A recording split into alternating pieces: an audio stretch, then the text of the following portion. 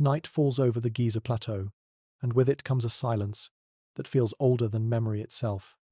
The wind moves across the sand, soft and persistent, carrying whispers from a time before time was counted.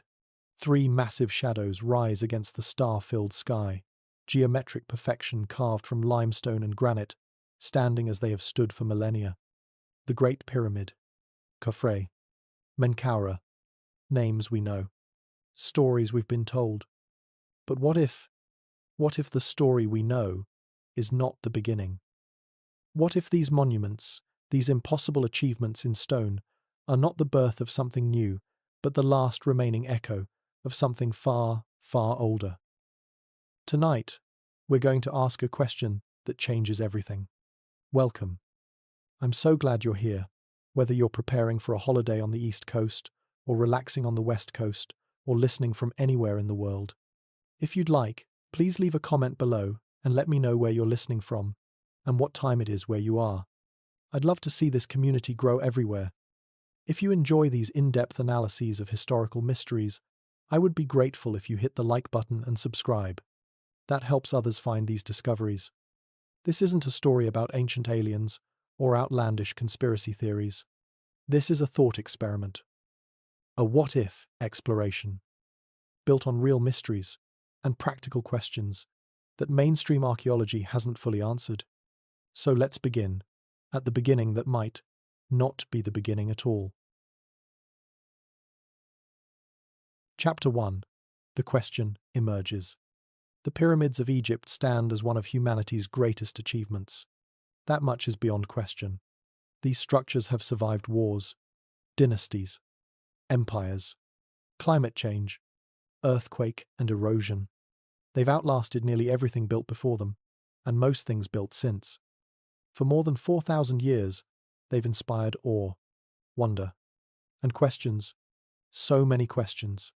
The mainstream story, the one most of us learned in school, tells us that ancient Egypt, in the 4th dynasty, around 2600 BC, mobilized tens of thousands of workers to construct these monuments as tombs for their god-kings. Pharaoh Khufu commissioned the Great Pyramid. His son built the second. His grandson the third. This narrative is supported by substantial evidence, hieroglyphic records, archaeological findings, worker villages, tool marks. The timeline makes sense. The cultural context fits.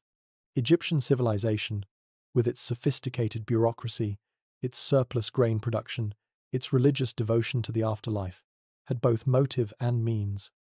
But there are details that feel curious, precision that seems remarkable, alignments that puzzle modern engineers, silence where we might expect documentation, sophistication in unexpected places. These aren't necessarily contradictions.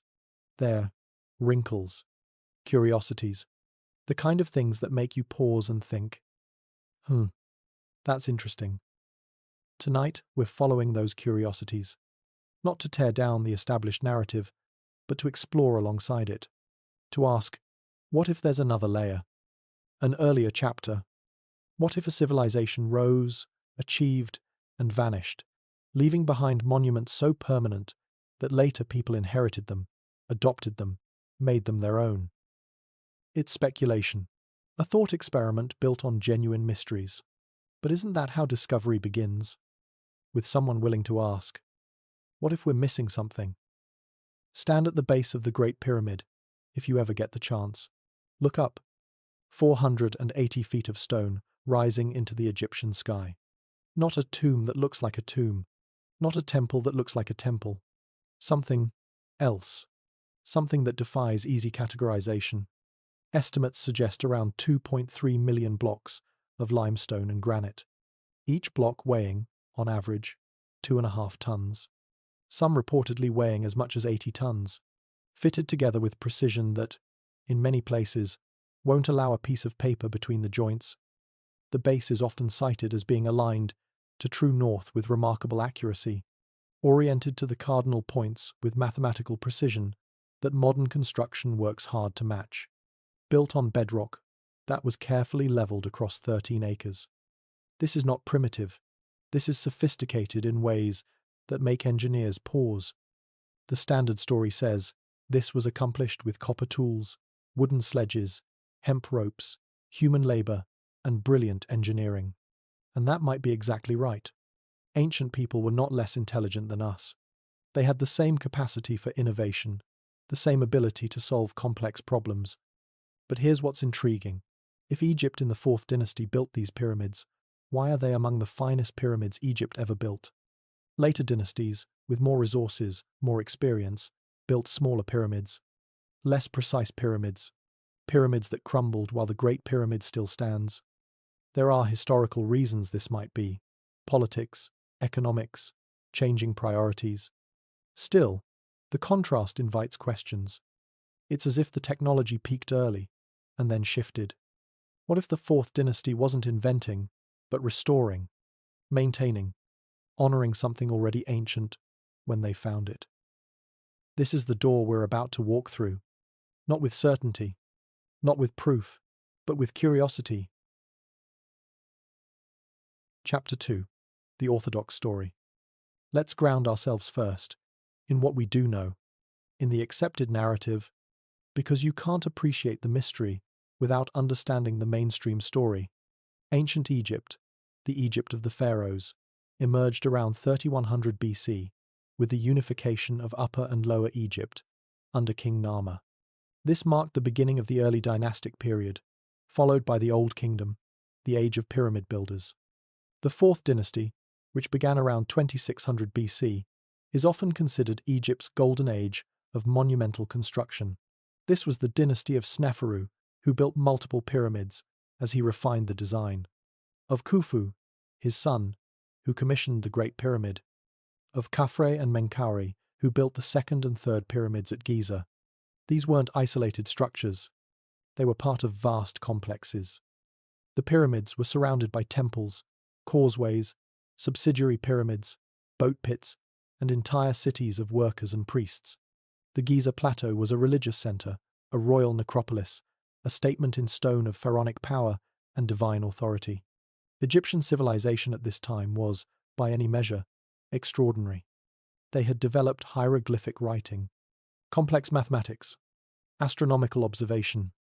They understood geometry, fractions, concepts related to pi. They had a bureaucracy that could organize and feed tens of thousands of workers.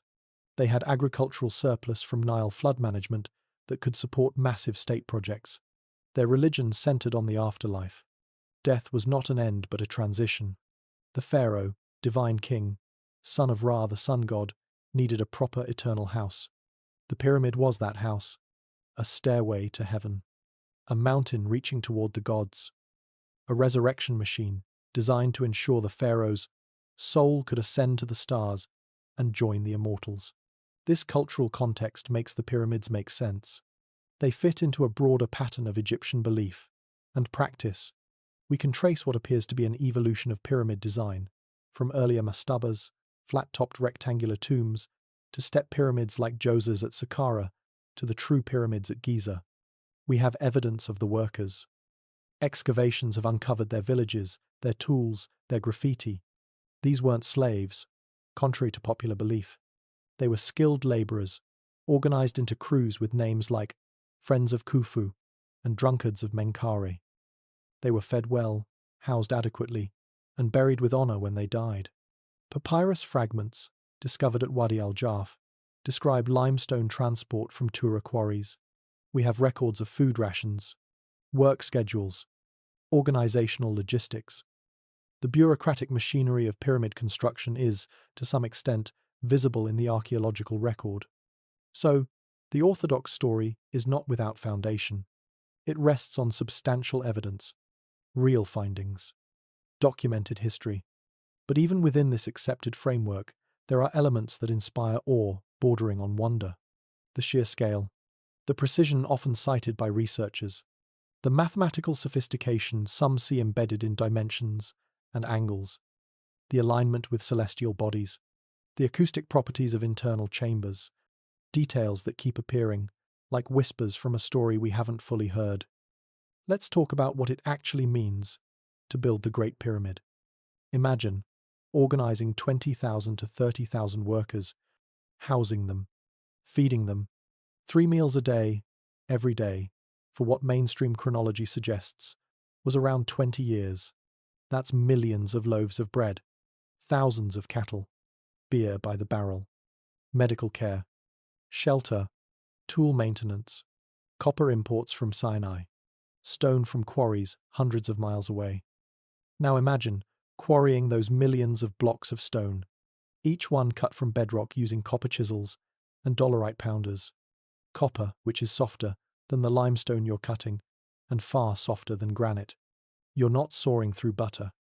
You're working stone that resists, that takes considerable time per block, that dulls your tools constantly. The limestone came primarily from local quarries on the Giza plateau itself. But the fine casing stones, the outer layer, that once made the pyramid gleam white in the sun, came from Tura, across the Nile. Higher quality, finer grain, transported by boat during the flood season, when the river rose close to the construction site.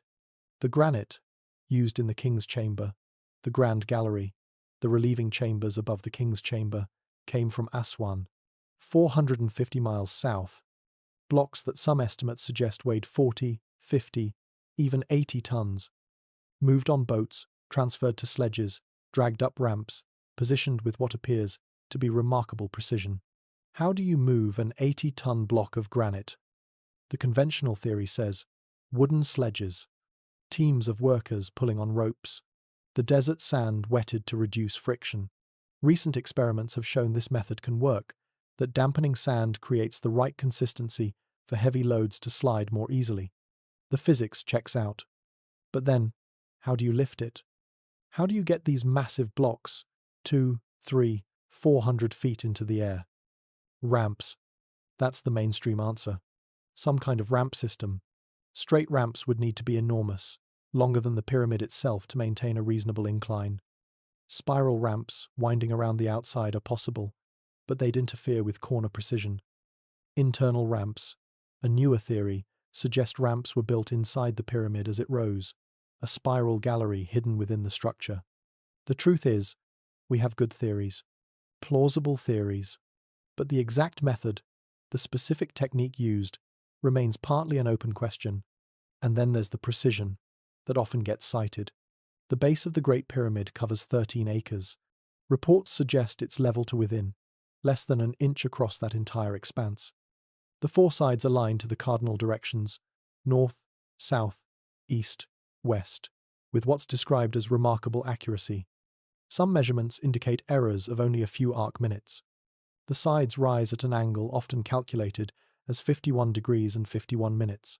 The whole structure, according to various researchers, shows relationships between dimensions that suggest advanced mathematical understanding, though interpretations of these ratios vary by source. Inside, the king's chamber is built of massive granite blocks, fitted together with notable precision. The ceiling consists of 9 granite beams, each reportedly weighing 50 to 60 tons, positioned to bear enormous weight. Above that, 5 relieving chambers, designed to distribute the load of the pyramid, pressing down. Engineering that demonstrates sophisticated understanding of stress, load-bearing, structural integrity.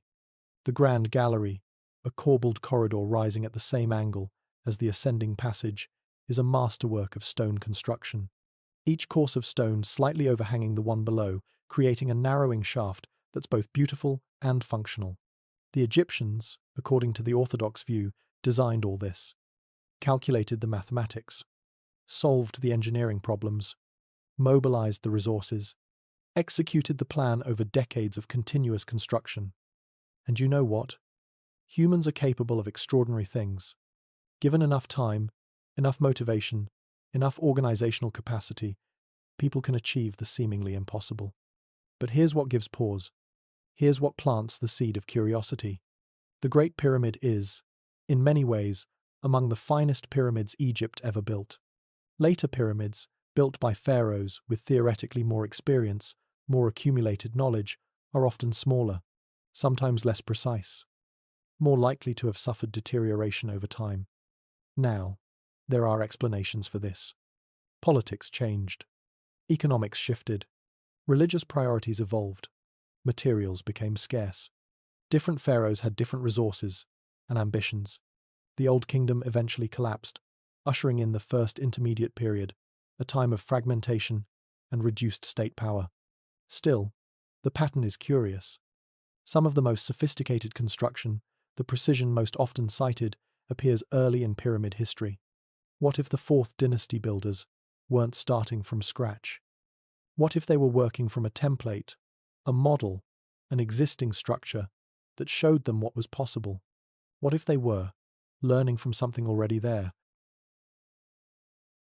Chapter 3. Cracks in the narrative. Let's look at some of the details that make engineers pause and think. The Great Pyramid is often described as being aligned to true north, with what some measurements suggest is remarkable accuracy, errors cited by various sources as ranging from just a few arc minutes to around 1/15 of a degree. To achieve this, you need to observe the stars.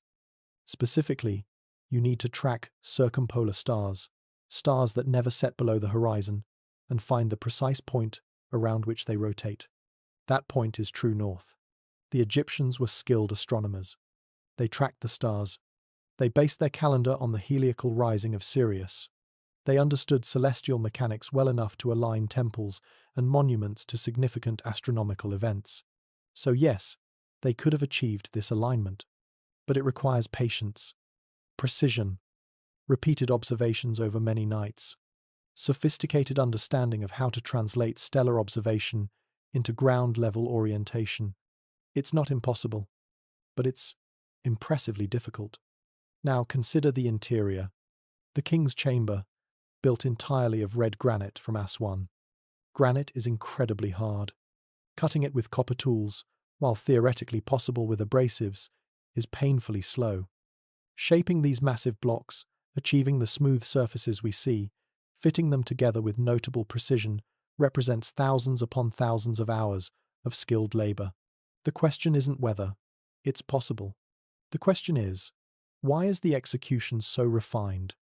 Why is the precision, the craftsmanship, the attention to detail so extraordinarily high in this particular structure? Later, Egyptian builders attempted to replicate this achievement. The pyramids of the 5th and 6th dynasties are, generally smaller, built with different materials. Interior chambers that in some cases have suffered more deterioration.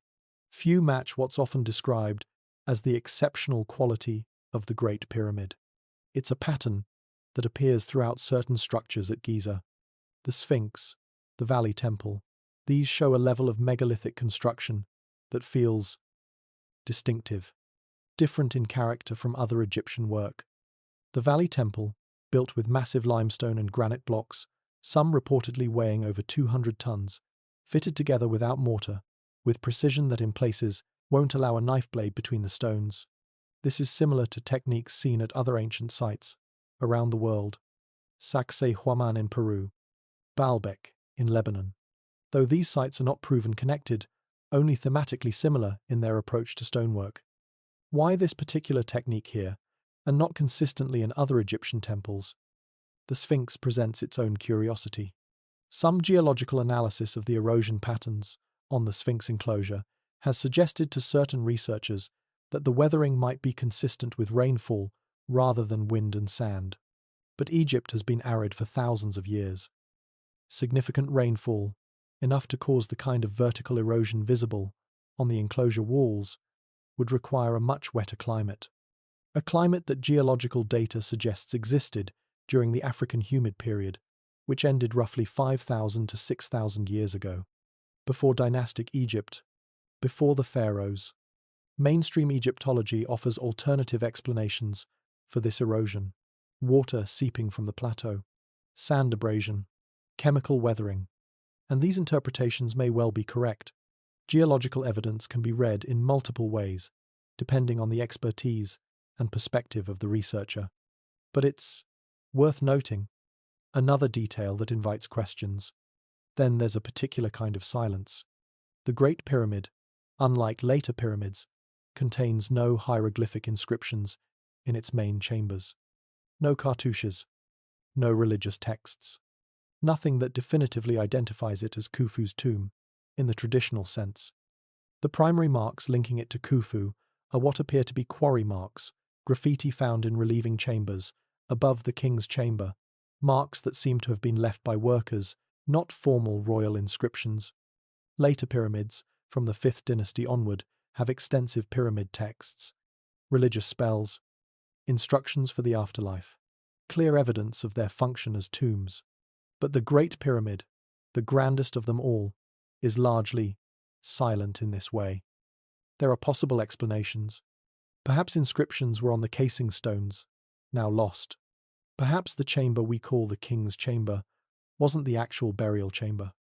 Perhaps Khufu's burial was elsewhere, and the pyramid served a different ceremonial function.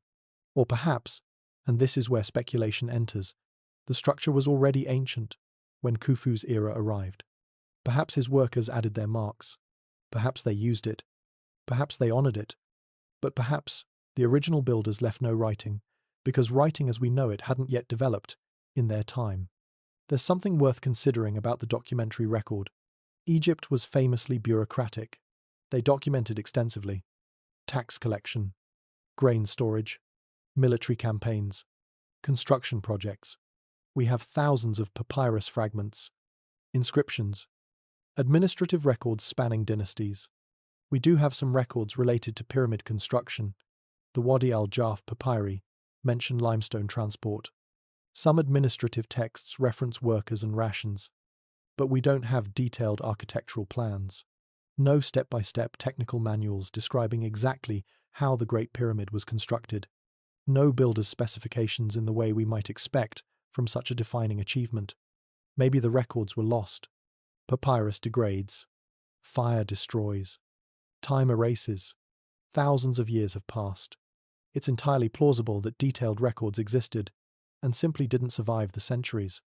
But it's also possible that later Egyptians didn't document the original construction because that construction happened before their detailed record-keeping systems were established, because they inherited rather than built from scratch, because they were maintaining and adapting rather than designing from nothing. Look at the tool marks and techniques. Throughout Egyptian sites, we find characteristic evidence of copper and bronze tools, saw marks, chisel marks, the recognizable patterns of known Egyptian stonework. But at certain sites, particularly in some megalithic structures, researchers have noted that some tool marks appear different. Some blocks show signs of techniques that don't perfectly match other known Egyptian methods, precision that seems to some observers to suggest capabilities beyond what copper tools alone would achieve, cutting patterns that certain researchers find unusual. Mainstream archaeology generally attributes this to specialized techniques, wood embedded with sand or harder minerals like corundum used as abrasives, methods that were practical for their time but weren't fully documented or preserved in the archaeological record. And this explanation is reasonable and may well be correct, but the observations persist. The questions remain open. At the Osirion in Abydos, there's a structure that strikes some visitors as architecturally distinctive. It's built with massive red granite and sandstone blocks, some reportedly weighing over 100 tons, positioned with what appears to be remarkable precision. No mortar.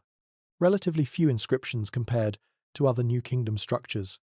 Just massive stone blocks fitted together in a style that to some researchers feels older in character, more megalithic. The orthodox dating places it in the 19th dynasty, around 1200 BC, built for Pharaoh Seti I. But some researchers looking at the construction style have wondered, could the core structure be older? Could it represent a different or earlier building tradition that was later incorporated or modified? The Valley Temple next to the Sphinx shows similar characteristics in its core construction, massive blocks, precise fitting, a megalithic quality that some observers note as feeling distinct from the more typical Egyptian temple architecture seen elsewhere. Why this particular style in these specific locations and not consistently throughout all Egyptian construction? One explanation, the mainstream explanation, is that these were special royal projects, exceptional commissions that employed the finest craftsmen of their respective eras. Extraordinary effort for extraordinary monuments, different techniques for different purposes. Another interpretation, The alternative is that these structures' core elements might represent remnants of an earlier building tradition, an older approach to construction, a civilization that worked in megaliths, that achieved notable precision through methods that weren't fully passed down, that created monuments enduring enough that later Egyptians could only preserve and honor them. Here's where it gets particularly intriguing. Here's where the local mysteries in Egypt start echoing patterns seen at other ancient sites worldwide.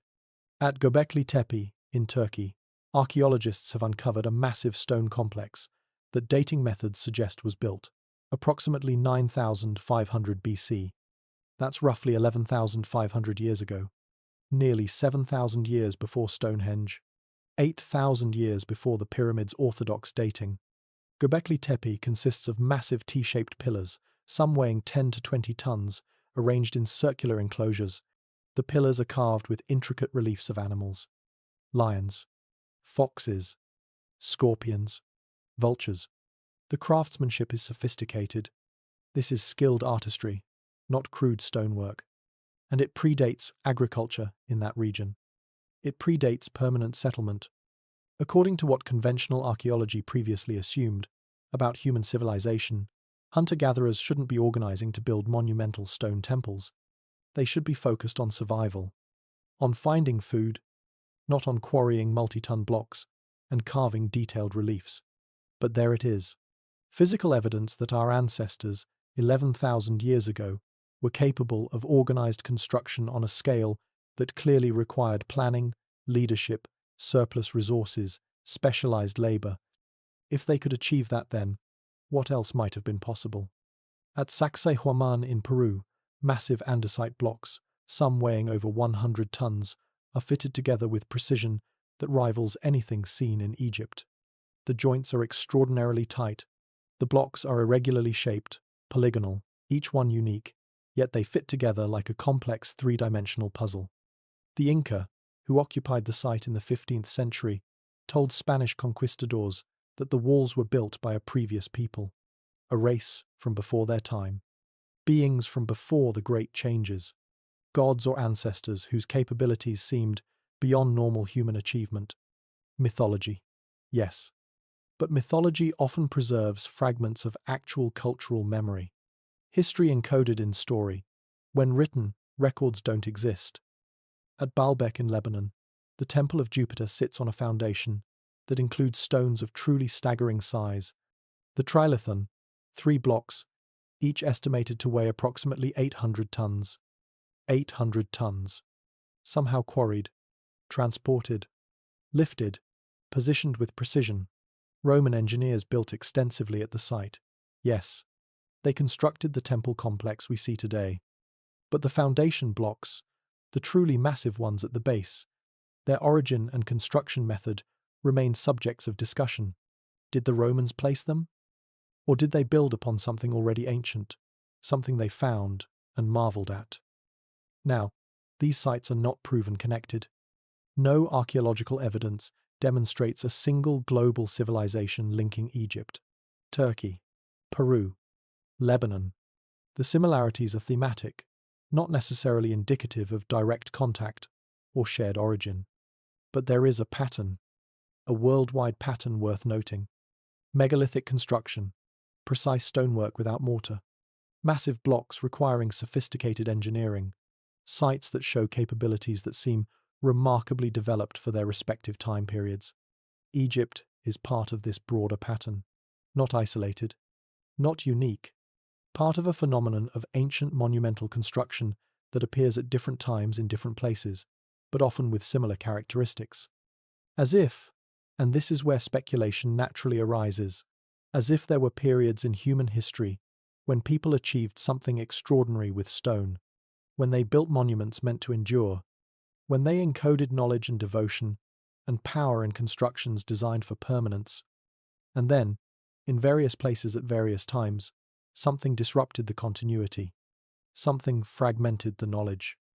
Something left only ruins, and descendants who told stories of a time when their ancestors built wonders. The Egyptians had their version of this narrative. They called it Zep Tepi, the first time.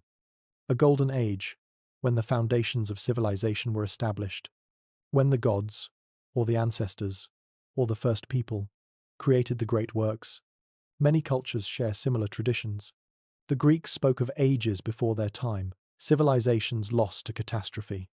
The Sumerians listed kings who ruled before the Great Flood, reigns of impossible length, clearly mythological, but perhaps pointing to deep historical memory. The Maya spoke of previous worlds destroyed by cataclysm. Native American traditions tell of great floods and world-changing events. Australian Aboriginal stories describe rising seas that geological records confirm actually occurred after the Ice Age. Myth, legend, oral tradition. But what if, beneath the mythological elaboration, there's a kernel of actual memory? What if these stories, from cultures separated by oceans and millennia, are all remembering something real? Not identical events, not a single worldwide civilization, but parallel experiences. Multiple societies achieving sophisticated construction, then facing catastrophes, leaving descendants who preserved the memory and story when written history wasn't yet possible. A time before. Achievements that were real, but became legendary. Capabilities that were human, but seemed divine to those who came after and found the ruins. Chapter 4. The Alternative Hypothesis. Let's step through the door. Let's ask the question fully. What if the pyramids weren't built by the Egypt we know? What if they're older? What if a civilization we've forgotten, a society that rose and fell before the pharaohs, built these monuments? And what if the ancient Egyptians, when they emerged around 5,000 years ago, found these structures already standing, already ancient, and adopted them as their own? This is speculation. Let me be crystal clear about that. This is not established archaeology. This is not mainstream consensus. This is a thought experiment. A what-if based on anomalies, curiosities, and questions that don't yet have universally accepted answers. But it's not fantasy. It's not ancient aliens. It's not mystical pseudoscience. It's a hypothesis about human beings, real people, who might have achieved something extraordinary during a window of history we don't fully understand, and who vanished due to natural catastrophe, leaving behind only their most permanent monuments. The timeline we're considering is roughly 10,000 to 12,000 years ago, the end of the last ice age, the transition from the Pleistocene to the Holocene, a time of dramatic climate change, rising seas, shifting weather patterns, a period when the world was being remade by natural forces. This was also, according to evidence from sites like Göbekli Tepe, a time when humans were transitioning from hunter-gatherer bands to more settled communities, when agriculture was being invented independently, in multiple locations, when population was increasing, when social organization was becoming more complex. It was, in many ways, a pivotal moment in human history. What if, during this pivotal moment, in the Nile Valley, or in the broader region of Northeast Africa and the Near East, a particular group of people developed skills in stone construction? What if they had reasons, cultural, religious, practical, to build monuments?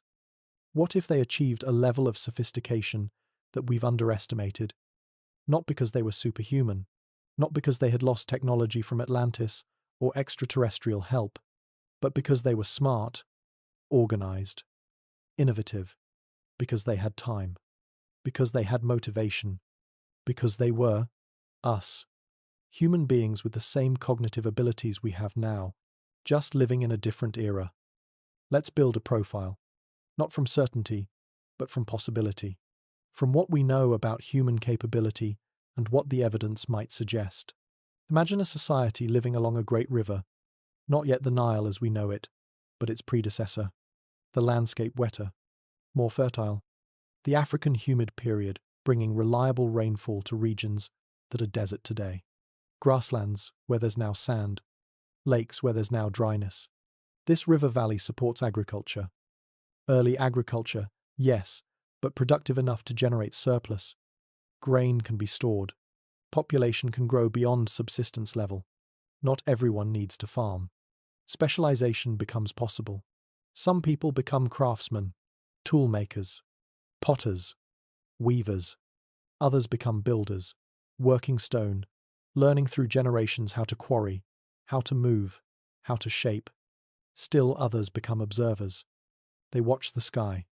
They track the sun's path, the moon's phases, the stars' rotation. They notice patterns, seasons, cycles. They begin to understand time as something that can be measured, predicted, used. These observer priests develop influence. They can tell when to plant, when to harvest, when the floods will come. Knowledge is power. Power creates hierarchy. A leadership class emerges. Chiefs, priest kings, people who organize labor, who settle disputes, who command resources for projects that benefit the whole community, or at least claim to. One such project, perhaps the most ambitious, is monument building. Why? Why would early people invest enormous effort in construction that doesn't directly produce food or shelter? For the same reasons humans have always built beyond necessity: to honor the dead, to mark sacred spaces, to align with cosmic forces they perceive as powerful, to demonstrate unity and capability, to create something that outlasts individual lives, to say, "We were here, we mattered, remember us." The monuments start small, perhaps: cairns, stone circles, burial mounds. But the technology improves over generations. They learn to quarry larger blocks, to move them using sledges and rollers and human organization, to position them with increasing precision. They develop tools, stone tools initially, hard stones like dolerite used to pound softer limestone, wood wedges driven into cracks and wetted to split stone along natural plains, sand and water as abrasives for cutting and smoothing. They develop techniques, rope making from plant fibers, lever systems, inclined planes, counterweights, the basic physics of moving heavy objects with primitive tools but sophisticated understanding born from experience.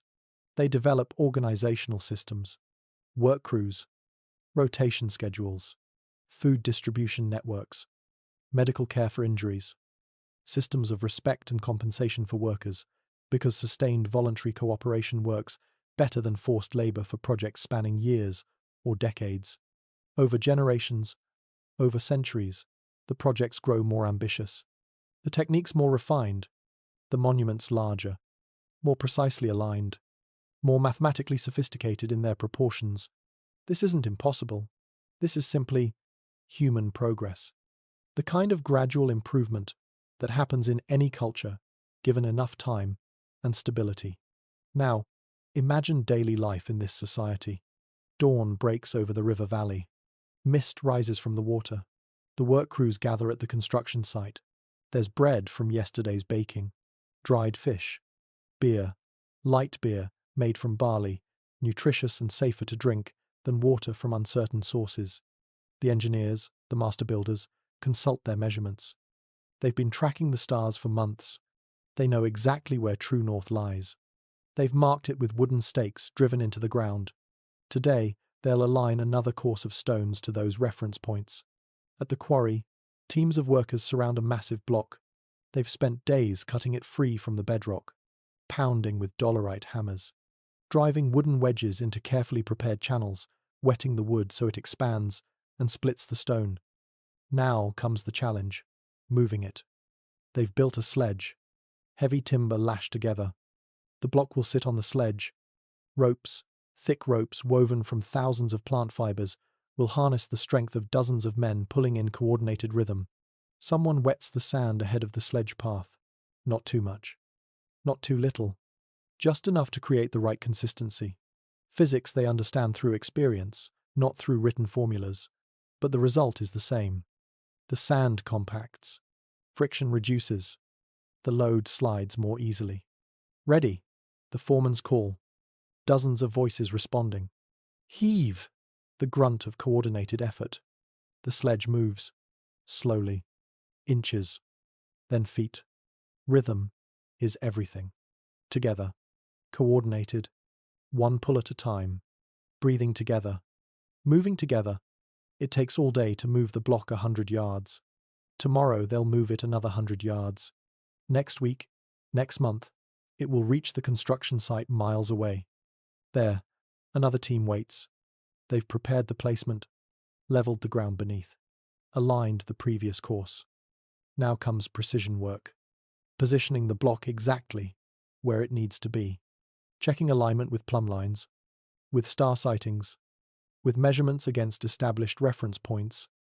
It's slow, meticulous, painstaking, but they're building for eternity, for the gods, for the ancestors, for their children's children. Mistakes are unacceptable. At night, after the work is done, after the evening meal, the priests gather. They discuss the project's progress. They record information, not in writing perhaps, not yet, but in memory, in song, in oral tradition passed carefully from master to apprentice. Knowledge preserved through repetition and teaching. They discuss the stars, the patterns they've observed, the alignments they're encoding, the temple they're building. It's not just a building, it's a cosmic instrument, a calendar in stone, aligned to catch the first light of the solstice sun, designed to mark the passage of years and seasons, a way to track time, to predict the future through understanding celestial cycles. Why? Because time matters. Agriculture depends on timing. Planting too early or too late means failed crops. Rituals must align with cosmic events to maintain proper relationship with divine forces. Power flows to those who can predict, who can seem to control through knowledge what appears chaotic to others. This is not fantasy.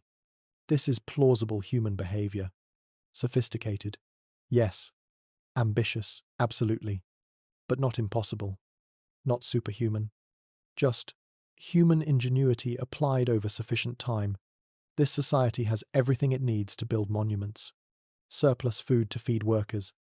Organized labor systems. Skilled craftsmen passing knowledge through generations. Astronomical knowledge accumulated through patient observation. Cultural motivation rooted in religion and social identity. And most importantly, time. Centuries to develop and refine techniques. And they build. Not one monument, many. A complex, a sacred landscape, pyramids, or their precursors, temples, markers, alignments, a constellation on earth reflecting patterns seen in heaven. For how long? Perhaps centuries, maybe a millennium or more, long enough to perfect the techniques, to create the finest examples of their art, to encode their knowledge in stone. And then, something happens. Before we get to the catastrophe, let's pause on the question of purpose. Why this particular shape? Why the pyramid form? There are multiple possibilities, not mutually exclusive. A monument can serve many functions simultaneously. Theory A, the cosmic spiritual purpose. The pyramid represents a mountain, a primordial mound rising from the waters of chaos. In many ancient mythologies, including Egyptian, creation begins with land emerging from the cosmic ocean. The pyramid symbolizes that first land, that sacred hill, the place where heaven and earth meet. It's oriented to the cardinal directions: north, south, east, west, but also, crucially, aligned to the stars. The shafts in the Great Pyramid, narrow passages leading from chambers, point towards specific celestial targets, according to various analyses. Sirius, stars in Orion's belt, circumpolar stars that never set. Why? Perhaps to provide a path for the soul, to align transformation and resurrection with cosmic cycles, to participate in the eternal rotation of the heavens, to connect the earthly realm with celestial permanence. If a pre-Egyptian civilization built these monuments, they might have had similar beliefs. The sky as sacred, the stars as eternal, the pyramid as a machine for spiritual transformation, for ascension, for connecting human experience to cosmic order. Theory B, the social political purpose. Building a pyramid requires organization on a massive scale, thousands of workers, complex logistics, strong leadership. It's a project that unifies a society, that demonstrates the power of collective effort, that creates shared identity and pride. We are the people who built this. Unity, cohesion, belonging. For a ruler, commissioning a pyramid is a way to legitimize authority, to show that the gods or cosmic forces favor you, that you can mobilize resources and achieve the seemingly impossible, that you're worthy of being followed and obeyed. For a society, completing a pyramid is proof of capability, of greatness, of permanence. We built this. It will outlast us. Our descendants will see it and know we existed. We mattered. Theory C. Practical functions. What if pyramids weren't just symbolic? What if they served tangible purposes? Observatory. The pyramid as a platform for astronomical observation. The angles, the alignments, the sight lines, all carefully designed to track celestial events with precision. A tool for maintaining accurate calendars essential to agricultural societies. Geodetic marker. Some researchers have suggested the Great Pyramid was positioned at a mathematically significant location. Relationships to latitude and longitude. A kind of reference point for an ancient mapping or surveying system. Highly speculative, yes, but thought-provoking. Knowledge vault. The dimensions themselves encode mathematical constants, according to some interpretations. Ratios that preserve knowledge, even if the culture that built them disappears. The structure itself becomes a message. A library written in stone and geometry. The truth. Probably some combination of all these purposes. A pyramid can be a tomb, and an observatory, and a political statement, and a spiritual machine, all at once. Function and symbolism intertwine in ways that don't require choosing one explanation over others. If a forgotten civilization built these monuments, they had reasons. Reasons that made sense within their worldview. Reasons important enough to justify the immense effort required. We can speculate about those reasons. We can look for clues in the structures themselves, but we might never know for certain. The specific motivations died with the builders, unless the knowledge survived somehow. In myth, in architectural continuity, in the monuments themselves waiting for us to ask better questions.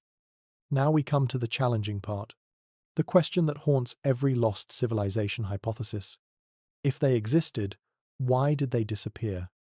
What could erase a sophisticated society so completely that we have only stones and speculation? The answer, if this hypothesis has any validity, lies in catastrophe.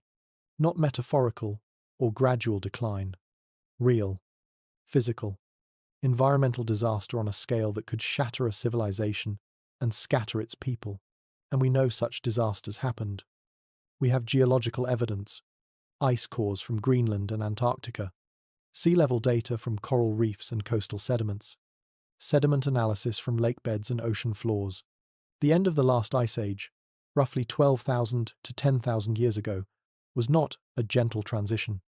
It was violent and rapid in geological terms. The Younger Dryas event, a mysterious cold snap that interrupted the warming trend. Temperatures plummeted. Glaciers that had been retreating suddenly advanced. The change happened rapidly, possibly within decades according to some ice core data. Then, equally rapidly around 11,700 years ago, it ended. Temperatures shot up. Ice sheets collapsed. Meltwater poured into the oceans. Sea levels rose. Fast. Current estimates suggest approximately 400 feet of sea level rise between 15,000 and 7,000 years ago. Not evenly distributed over that time span. Not gradual and steady, but in pulses, sudden jumps. Meltwater pulse 1A, around 14,600 years ago, may have raised sea levels by as much as 50 feet in less than 500 years, according to some studies. Coastal regions, flooded. River deltas, inundated. Entire landscapes drowned beneath rising waters. If a civilization existed in low-lying areas, in the Nile Delta region, along any coastline, or in river valleys near sea level, they would have faced catastrophe. Their cities, underwater. Their agricultural fields, salinated and destroyed. Their monuments, those not built on high ground, swallowed by the sea. But flooding wasn't the only threat. Climate change brought drought to other regions. The African humid period, which had made North Africa and the Sahara green and habitable, was ending in some areas. Rainfall patterns shifted. Lakes dried up. Grasslands turned to desert. The Sahara, once fertile enough to support hippos and crocodiles, far from the Nile, became the wasteland we know today. Agriculture fails when the rains don't come, when rivers dry up, when the climate that sustained your society for centuries suddenly, within a human lifetime, changes fundamentally. Food supplies collapse. Populations that had grown during good times suddenly face starvation. Children die. The elderly die. Even the strong weaken. Social breakdown follows inevitably. When people are hungry, when their children are dying, when the rains don't come and the crops fail year after year, order dissolves. Cooperation fractures. Communities splinter. Migration begins. But where do you go? When the climate is changing everywhere, when other regions are facing their own crises, when every hospitable area already has people living there who aren't eager to share diminishing resources, competition for remaining resources intensifies. Conflict erupts. Raiding. War. The collapse of centralized authority that had maintained order and organized large projects. Knowledge fragments as the specialists die. The engineers. The astronomers. The priests who held the learning. When survival is the only priority, when there's no surplus to support people who don't directly produce food, specialized knowledge disappears within a generation. Writing, if it existed in any form, vanishes. Literacy requires stability. Schools, time to teach and learn. Resources to support teachers and students. In survival mode, those luxuries become impossible. Within 2 or 3 generations, sophisticated knowledge can be completely lost. The how and why of great monuments, forgotten. The techniques, gone. The mathematics, disappeared. The descendants of the builders, scattered, absorbed into other surviving populations in more stable regions, carry only fragments, stories, legends, oral traditions that become increasingly mythologized with each retelling. Our ancestors built great things, before the waters came, before the world changed, before the gods abandoned us. The monuments themselves, those built on high ground, survive. Stone endures what humans cannot. But the context, the meaning, the specific knowledge of construction methods and purposes fades into myth. By the time a new civilization arises in the region, when the climate stabilizes again, when the Nile finds its modern course, when agriculture becomes viable once more, the old civilization is ancient history, barely remembered. Its achievements attributed to gods, to giants, to the first time before the current age. This scenario is not fantasy. This is what climate catastrophe does to human societies. We have historical examples from more recent times. The Bronze Age collapse around 1200 BC. The classic Maya collapse. The fall of Mississippian culture in North America. Civilizations can and do collapse. Knowledge can and is lost. And if it happened in Egypt, if a sophisticated society existed before the pharaohs and was destroyed by environmental catastrophe, the pyramids would be the last evidence, the most durable monuments. Everything else, the cities, the farms, the people, gone, buried under sand or silt, eroded away, drowned beneath the sea or the Mediterranean that encroached on delta regions. Only the stones remain, silent, waiting for someone thousands of years later to stand before them and ask, what if? Chapter 5. Inheritance and Reinterpretation. Imagine Egypt, thousands of years after the catastrophe. The climate has stabilized. The Nile floods reliably again following a new rhythm. Agriculture is once more possible. People return to the valley. Small communities at first. Farmers, fishermen, herders. Slowly growing. Slowly organizing into more complex social structures. And they find ruins. Massive structures rising from the sand. Stone blocks bigger than houses. Precisely aligned. Weathered but fundamentally intact. Geometric forms that dwarf anything their own hands have built. What do they think? How do they explain these monuments that clearly no living person constructed? They don't have written records to consult. No books. No archives. No detailed histories. Just oral tradition. Stories passed down through generations. Fragments of memory. tales that have become increasingly mythological through countless retellings. The gods built these, the ancestors, the beings from the first time, before the great flood, before the world changed, the new inhabitants, the people who will gradually develop into what we know as dynastic Egyptians, stand in awe. They've never seen anything like this. Their own buildings are mud brick, reed structures, simple, functional, appropriate for their needs and resources. But this is different. This is permanent. This is eternal stone. They adopt the monuments. They make them sacred. They build temples around them. They create rituals and ceremonies. They assign meaning within their own cultural framework. The Great Pyramid becomes understood as a tomb, a royal tomb, because that interpretation makes sense given their emerging beliefs about death and the afterlife. A structure this grand must be for someone of supreme importance. For a god-king, for a pharaoh, they add to it.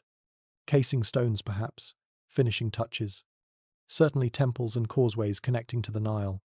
Inscriptions that claim or honor the structures. They make the monuments theirs, not by building them from scratch, but by incorporating them into their civilization, their mythology, their identity. We are the people of the pyramids. Our divine ancestors, the gods of the first time, built these wonders. We preserve them. We honor them. We maintain them. We continue the sacred tradition, and they do try to continue. They study the monuments. They measure. They observe the astronomical alignments. They attempt to replicate what they see. The step pyramid of Giza at Saqqara. A valiant effort. Successful by any reasonable measure, but different. Different construction techniques. Different internal structure. Still impressive. Still a pyramid. But not quite the same as what they found at Giza. Later pyramids at Abu Sir, at Saqqara, at Dashur beyond Sneferu's earlier works. Each one represents enormous effort and skill. Each one demonstrates the capabilities of Egyptian civilization. But they're generally smaller than the Great Pyramid, built with different methods, showing different characteristics in their construction. They're doing their best. They're achieving great things, creating monuments that will themselves last thousands of years.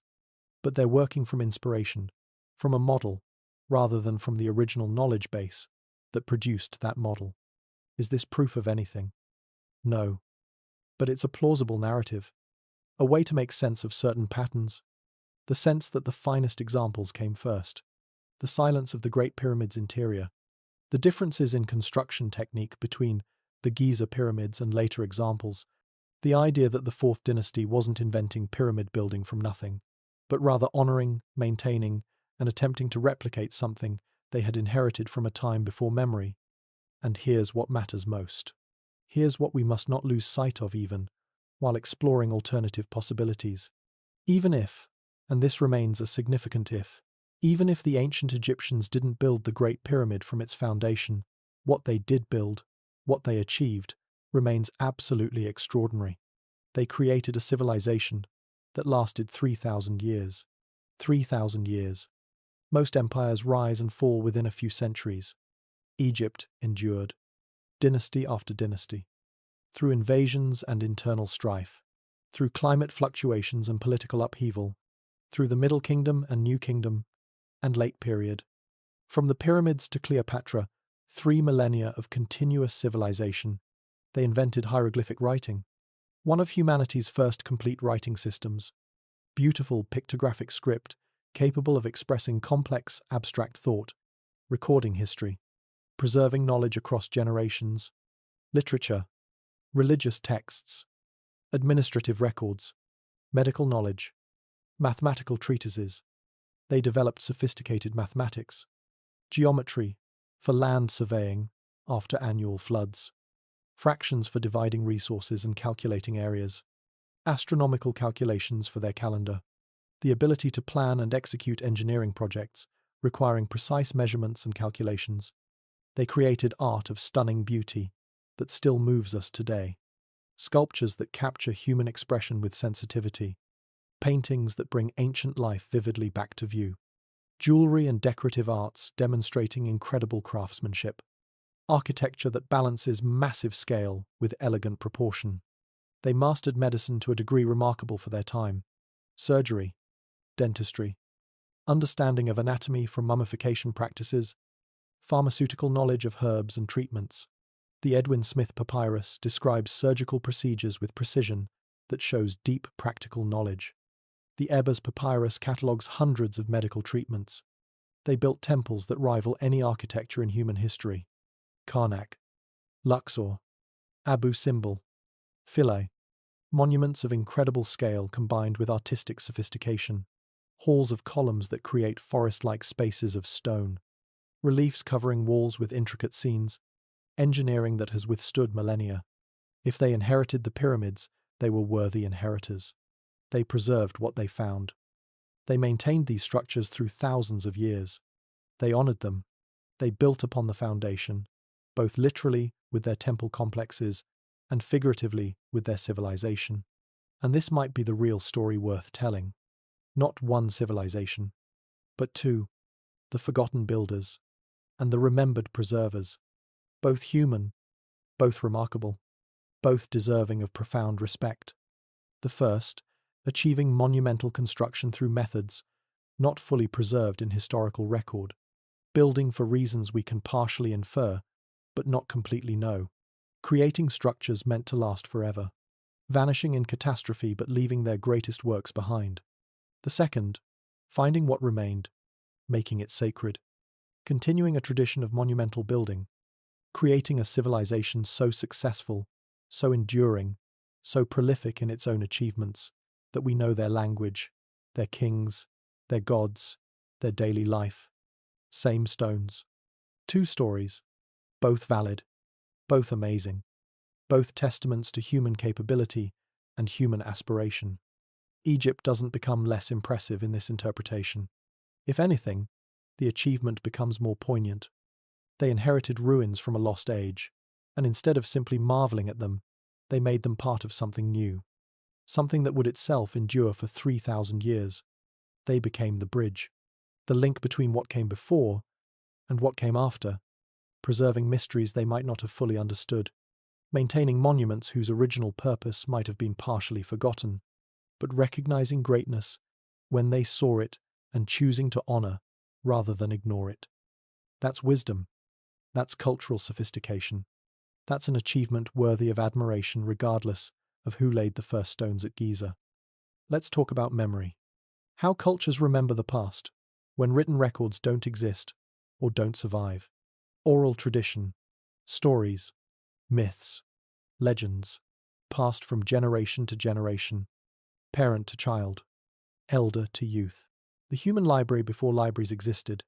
Modern research has shown that oral traditions can preserve surprisingly accurate information for remarkable lengths of time. Aboriginal Australians have stories describing coastal landscapes and islands that geological evidence suggests existed 10,000 years ago before post-Ice Age sea level rise drowned them. The stories describe the flooding, the drowning of the land, the retreat of people to higher ground. Events that match what we know from geological data actually happened at the end of the Ice Age. If oral tradition can preserve geographical memory for 10 millennia, what else might it preserve? Egyptian mythology speaks of Zep Tepi, the first time, a golden age when gods walked the earth, when the foundations of civilization were established, when the great works were created, when order emerged from chaos. Standard interpretation, purely mythological. Religious storytelling, symbolic rather than historical.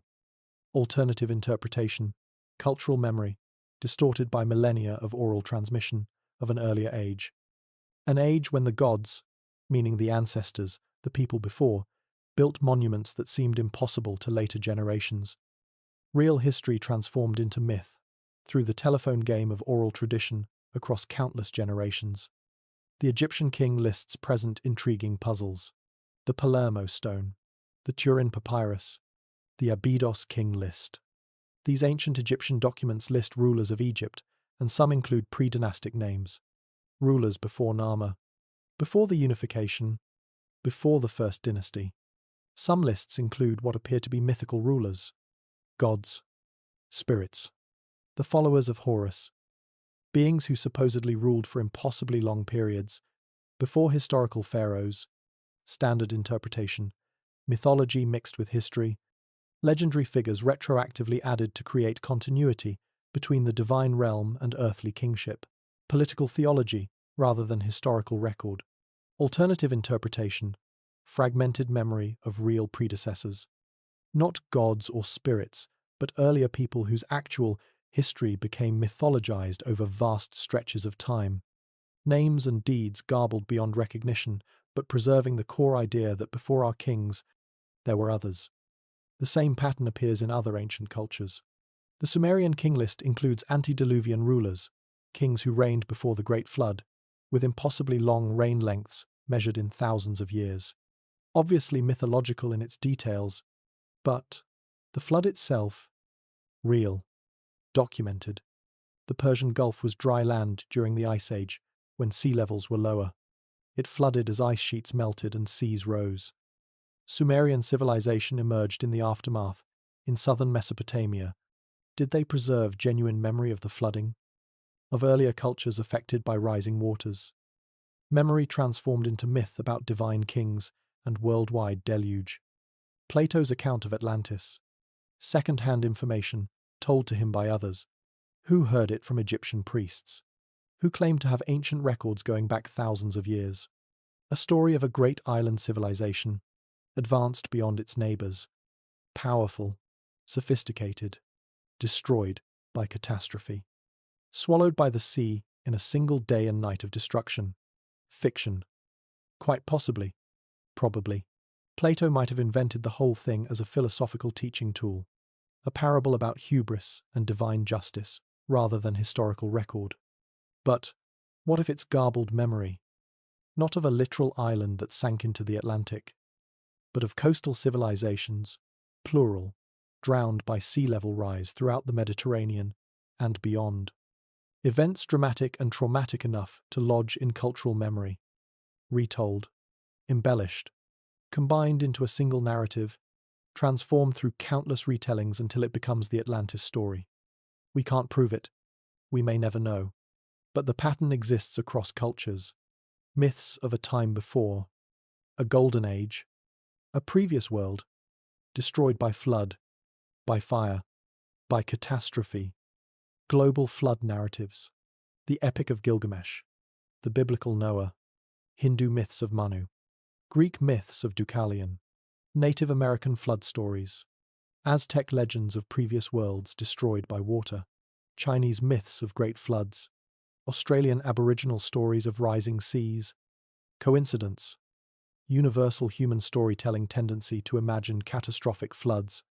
Psychological response to local flooding events turned into cosmic mythology. Or memory.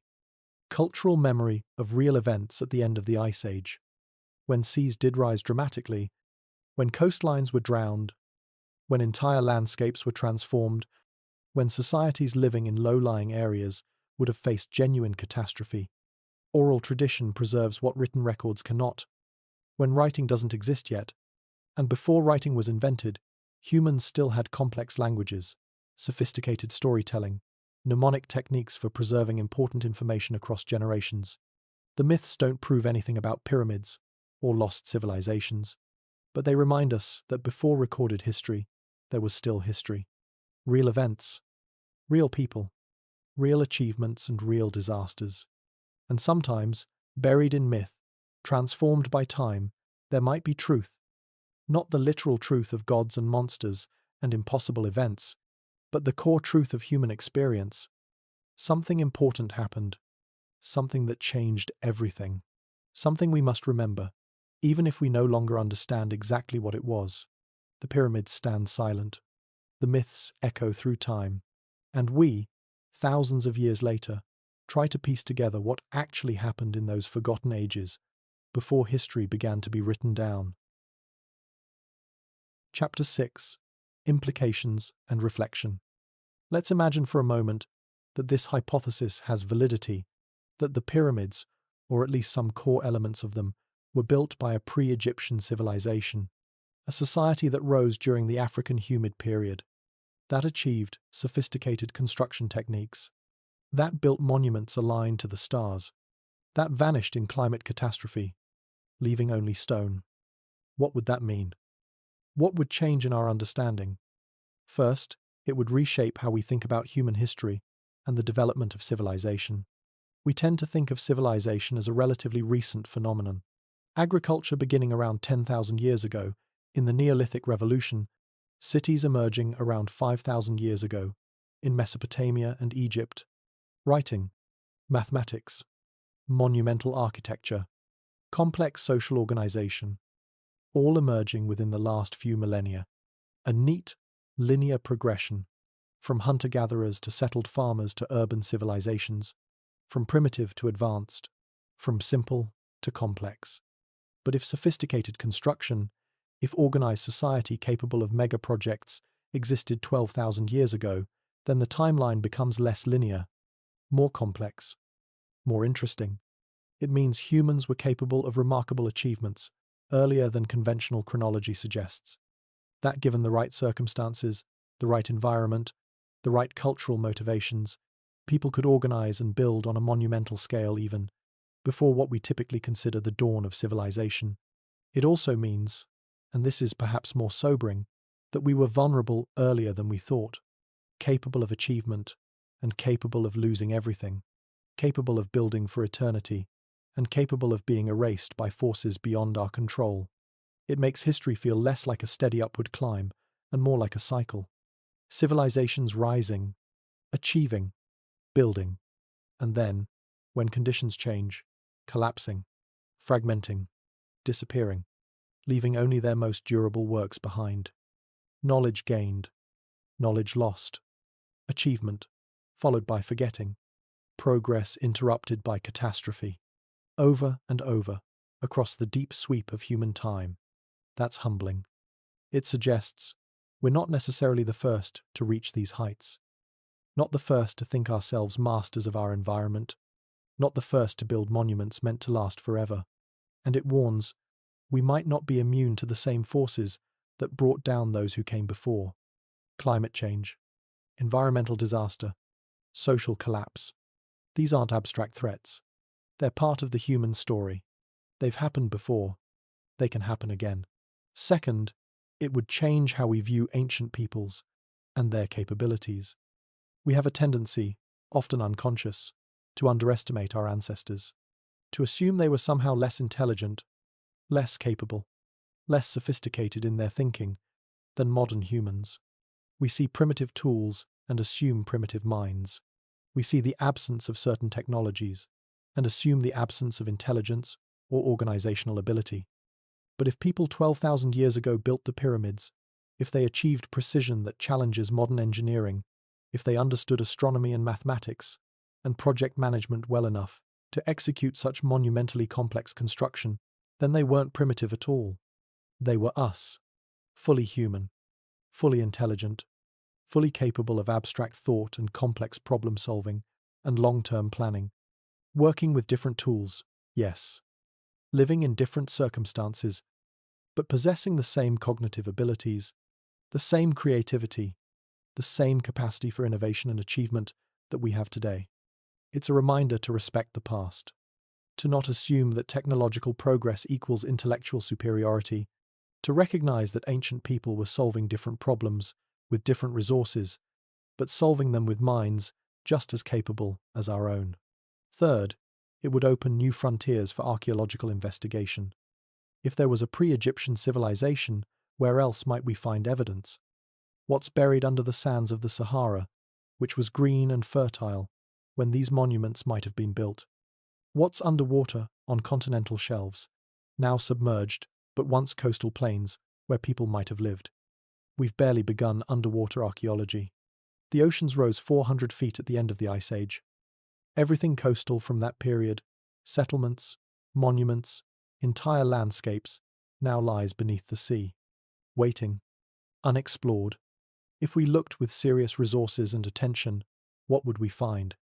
Structures, tools, evidence of human habitation in areas that are now deep underwater, but were once prime real estate for ancient societies.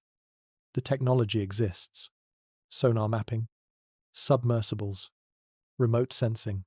We could explore these drowned landscapes if we chose to make it a priority. And on land, how many sites remain undiscovered beneath sand and soil? How many tells and mounds might conceal evidence of earlier occupation? How many ancient monuments might be eroded or buried beyond easy recognition? Every year brings new archaeological discoveries, sites that rewrite small pieces of what we thought we knew. Göbekli Tepe was discovered only in the 1990s, and it completely changed our understanding of what hunter-gatherers were capable of achieving 11,000 years ago. What else is waiting to be found? But here's the essential question, the honest question that we must ask. Is it true? Is any of this hypothesis actually correct? And the honest answer is, we don't know. We have anomalies. We have curiosities. We have questions that don't yet have universally satisfying answers. We have possibilities worth exploring, but we don't have proof. We don't have definitive evidence that would convince the mainstream archaeological community. We don't have the kind of solid, reproducible, peer-reviewed findings that would overturn the established narrative. Mainstream Egyptology has good reasons for the orthodox chronology. Real evidence. Documented findings. Logical connections. The standard story isn't just convenient or traditional. It's based on substantial archaeological work by serious scholars over more than a century. The alternative, the forgotten civilization hypothesis, remains speculative, built on gaps in our knowledge, on mysteries not yet fully explained, on patterns that might mean something or might not. That doesn't make it wrong necessarily, but it doesn't make it right either. It makes it a hypothesis, an idea worth considering, worth testing, worth keeping in mind as we continue to excavate, to study, to apply new technologies and methods to old questions. Science progresses through questions, through challenges to accepted wisdom, through willingness to look at evidence with fresh perspectives and ask, what if we're missing something? Some challenges to consensus turn out to be correct. Continental drift was once dismissed as impossible until evidence became overwhelming. Meteorite impacts causing extinctions were once considered fringe thinking until we found the crater. Other challenges turn out to be wrong. Interesting ideas that don't hold up under scrutiny. Patterns that seemed significant but turned out to be coincidence or misinterpretation. We don't know yet which category this falls into. The evidence remains incomplete. The investigation continues. Maybe future discoveries will support the alternative narrative. New finds, new dating methods, new interpretations that shift the consensus. Maybe they'll strengthen the orthodox view. Additional evidence filling in the gaps. Better understanding of how the known methods could produce the observed results. Maybe the truth is somewhere between the two stories, more nuanced and complex than either pure narrative suggests. Some elements built by pre-Egyptians, other elements by 4th dynasty Egyptians. A long history of construction and reconstruction that doesn't fit neatly into one simple explanation. The important thing is staying curious, staying open to new evidence, respecting what we do know while acknowledging what we don't, following the scientific method, testing hypotheses, being willing to change our minds when evidence warrants it, and being willing to ask, what if even, when the question challenges comfortable assumptions. And you know what? Maybe the mystery itself has value. Maybe not every question needs to be answered immediately or definitively. The pyramids stand. That's undeniable. Real. Physical. Massive. Precise. Aligned. Enduring across millennia. How they were built. Why they were built. Who built them. When. Exactly. These questions have answers. Real historical answers somewhere in the past. We just might not have found all of them yet. But in the searching, in the questioning, in the exploration, we engage with something profound. We connect with human achievement across vast spans of time. We participate in humanity's oldest conversation, the conversation about origins, about meaning, about legacy, about what endures when everything else fades. Every generation looks at the pyramids and asks questions. The ancient Greeks did. The medieval Arabs did. Renaissance Europeans did. We do now. Our children will. Their children will. The questions evolve. The tools we use to investigate improve. Technologies advance. Our understanding deepens and becomes more sophisticated. But the fundamental sense of wonder, the feeling of standing before something that transcends ordinary human scale, that remains constant across the centuries. Maybe the pyramids are exactly what mainstream archaeology says they are. Royal tombs from the Fourth Dynasty, built with impressive organization and skill. Precisely as Egyptology describes, monuments to pharaonic power and Egyptian religious belief. Maybe there's something more, something older. Inheritance from a forgotten age, built by people whose names we'll never know, but whose work speaks across millennia. Or maybe, and this feels closest to truth, maybe they're both. Maybe human history is deeper and more layered than any single narrative captures. Maybe the pyramids hold multiple stories, multiple meanings, multiple chapters of human effort and aspiration.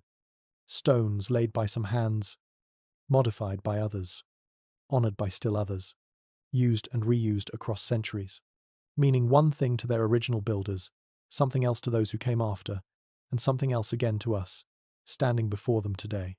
The stones don't care which interpretation is correct. They stand regardless of our theories, weathering, enduring, silent witnesses to whatever actually happened. And that silence, that mystery, that invitation to wonder, maybe that's the greatest gift they give us. Not answers, but questions.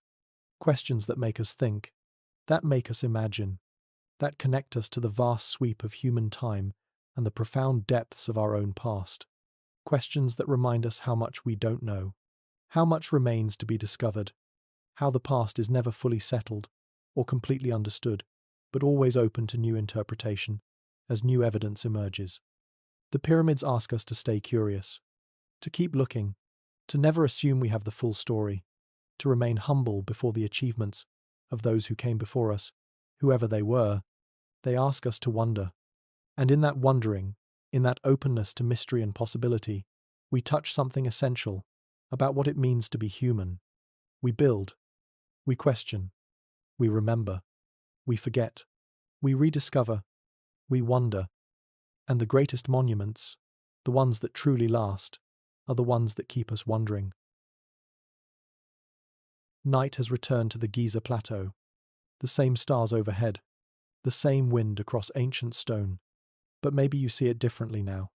These pyramids, whether 4,000 years old or 12,000, whether built by the pharaohs we know or by people whose names are lost, they're still here.